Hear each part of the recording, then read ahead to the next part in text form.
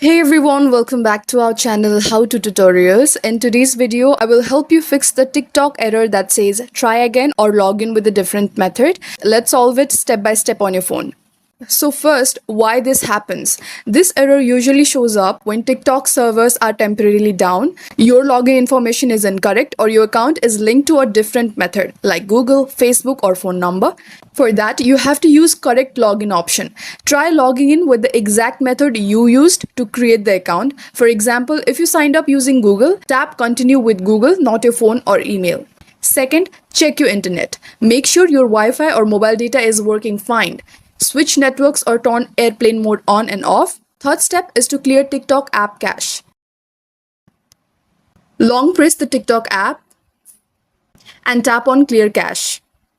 Also, try TikTok web. Go to www.tiktok.com in your browser and try logging in from there. It sometimes bypasses the app login issue.